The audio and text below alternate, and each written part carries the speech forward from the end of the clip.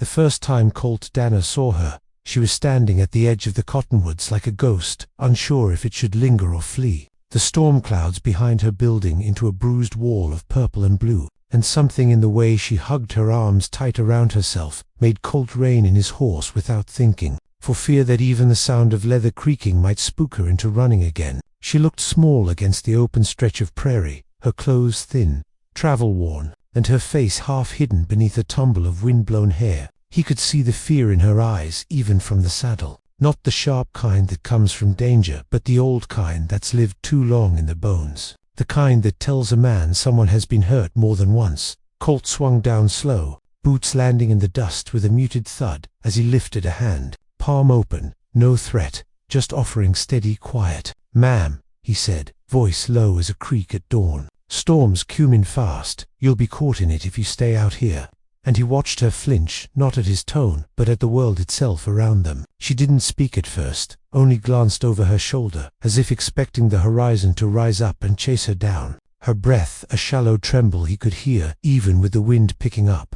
Colt noticed the blistered skin on her palms, and the way her knees seemed too weak to hold her long. "I ain't here to harm you," he said gently, shifting one step forward. Each movement measured like approaching a wild filly that's known nothing but rough handling. "Name's Colt Danner. I've got a ranch 2 miles west. You're welcome to wait out the storm there." And he saw her swallow hard like she wanted to believe him, but didn't dare to. Thunder cracked across the sky then, sharp enough to make her flinch backward, her heel catching on a root so she nearly fell. Colt reacted before he thought, reaching out, his hand closing lightly around her forearm, warm, steady, calloused from rope and reins. And she froze as though she'd stepped onto thin ice. For a long moment neither of them moved, her eyes locked on his hand like no one had touched her with gentleness in a long time, maybe ever. Colt loosened his grip but didn't pull away entirely, letting her choose whether to stay or slip free. "Storm's near," he murmured, the wind carrying dust around them in small spirals.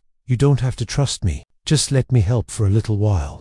And something in his voice, or maybe the way he didn't push her, made her shoulders relax the smallest bit, barely noticeable but there. Slowly, hesitantly, she nodded, her voice soft as a whisper through cotton. "I don't have a name I can give you," she said, fear lacing every syllable, and Colt understood more in that moment than any explanation could have offered. He offered his hand again, steady as sunrise, and after a heartbeat, she placed her trembling fingers in his, letting him guide her toward his horse as the first cold drops of rain began to fall across the wide, lonely plain, the world still frightening to her. But for now she walked beside someone who wasn't. The rain came fast once they started toward the ranch, sheets of cold water slicing across the prairie as the wind roared like a restless spirit. Colt lifted her onto the horse first, making sure she was balanced before swinging up behind her, keeping a respectful distance but close enough to steady her when the gusts threatened to knock her sideways. She held the saddle horn like it was the last solid thing left in her world.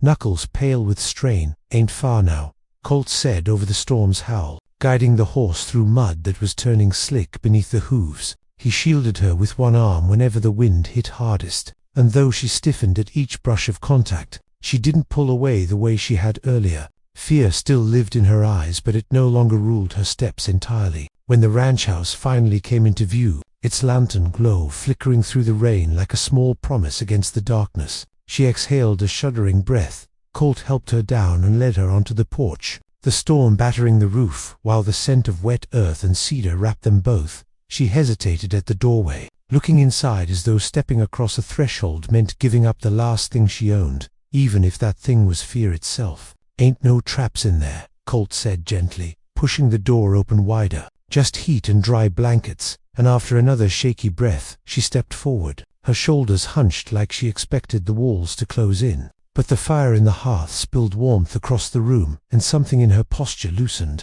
just a thread, but it was enough for Colt to shut the door behind them. She stood near the fire at first, palms held out toward the heat, her fingers trembling as warmth soaked into her skin. Colt busied himself with the kettle, giving her space, giving her silence, giving her anything she might need to feel like she hadn't wandered into another cage disguised as kindness. When he finally set the steaming mug on the table, he spoke softly. "You're safe here for as long as you want to be," and he meant it with every heartbeat he owned. She turned her face slightly toward him, enough for him to see the stark mix of exhaustion and disbelief shadowing her features. "Safe," she whispered, like it was a word she hadn't been allowed to say out loud in a long while. "Maybe ever," Colt nodded, pulling off his wet coat and setting it aside, letting the firelight show nothing but calm in his stance. He noticed she watched his hands more than his face, always tracking movement, always bracing for the next blow that never came. "You don't owe me your story," he said, leaning one hip against the table. "But if there's someone you're running from, someone who might follow, I'd like to know what we're up against."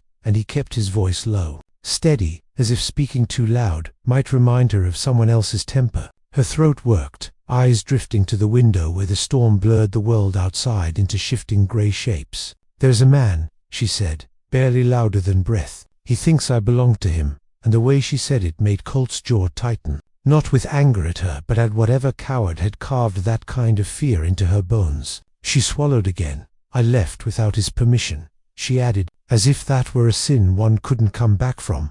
Colt stepped closer, slow as sunrise, making sure she saw every movement before he made it. "Nobody owns you," he said, gravel, calm and certain. "Not out here, not anywhere." And the way her eyes flickered told him she wanted to believe it but didn't know how. "Not yet." He offered her the mug of warm tea, his fingers steady while hers trembled as she accepted it. "Tomorrow," Colt said, "when the storm clears, we'll figure out what comes next." And for the first time she didn't flinch at the sound of tomorrow, as if the future wasn't something to brace against, but something that could hold a small bit of hope. The fire crackled between them, and though she was still frightened of the world, she was no longer facing it alone. Colt knew this was only the beginning, but beginnings were where courage had a chance to grow. Dawn settled over the prairie in long bands of gold and pale rose, the storm clouds peeling back to reveal a world washed clean. Colt stepped onto the porch with his coffee steaming in his hand, and the quiet of morning pressing soft against the land. But his eyes narrowed when he spotted faint tracks in the mud near the fence line,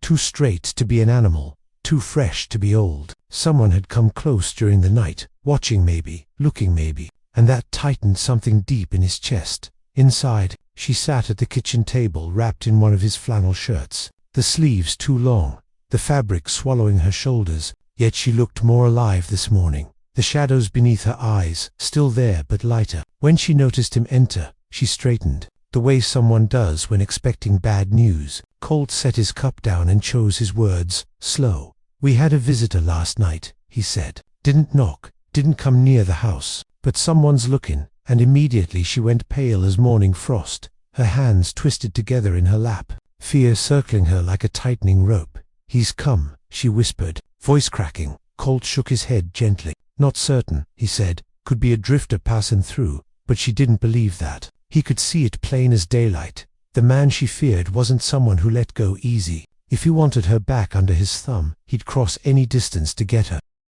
Colt walked around the table and crouched beside her, placing one hand lightly atop hers, letting her feel the steadiness there. "I won't let anyone take you," he promised, each word carrying the weight of a vow he didn't speak lightly. "But you gotta tell me more so I know what we're facing." She closed her eyes, inhaled slow, and then the words began to fall like stones she'd carried too long. She told him the man's name, Elias Crowe, a rancher from the Southern Territories, known for charm when it suited him and cruelty when it didn't. She'd been taken in by his promises when she was young and alone, and by the time she learned who he truly was, he'd already built walls around her life, tighter than iron. "I wasn't a wife," she said. "I was a possession." And Colt felt heat coil low in his stomach, the kind that comes from injustice to long endured. "He'll come here," she said, voice trembling like a loose fence post in the wind. "He won't stop until he finds me." Colt stood slowly, shoulders squared, boots planted firm on the wooden floor. "Then he'll find a man waiting for him," he said, not with bravado but with simple truth, and something flickered in her eyes. Not fear this time, but the dim spark of belief, subtle as a candle in a window. Colt spent the next hours prepping the ranch, checking the rifle by the door, walking the perimeter, making sure the horses were calm. He wasn't seeking a fight, but he wasn't fool enough to ignore the possibility of one. She watched from the porch with her fingers pressed lightly to the railing, noticing the way he moved with purpose but not anger, protecting without owning, standing without caging. When he came back inside, she found her courage long enough to speak. "Colt," she said softly, You're risking yourself for someone you don't even know." He turned toward, brushing rain from his hat. "I know enough," he said simply. "I know you've been hurt, and that you're trying to start over. That's enough for me." And her eyes warmed with something he hadn't seen before, something like trust trying to take root. Afternoon stretched toward dusk, the light thinning across the fields. A horse's distant cry echoed from the ridge, carrying with it an uneasy tremor. Colt stepped outside, hand instinctively finding the revolver at his belt. She followed him despite the fear climbing her spine. Together they watched as a lone rider appeared on the hill, silhouetted against the dying sun, slow-moving, deliberate, and too familiar in shape for her breath to remain steady. "It's him," she whispered, clutching the doorway as if it were the only thing tethering her to the earth. Colt looked at her, then back to the rider approaching, his jaw set like bedrock. "Stay behind me," he said calmly. "You've run far enough." And as Elias Crowe descended the ridge, the woman who'd once been frightened of the world found herself standing in the doorway of a ranch she had arrived at by accident, beside a man who had no claim on her except the kindness he chose to give. And for the first time in years, she felt the tremble inside her begin to steady, knowing this time she was not facing the storm alone.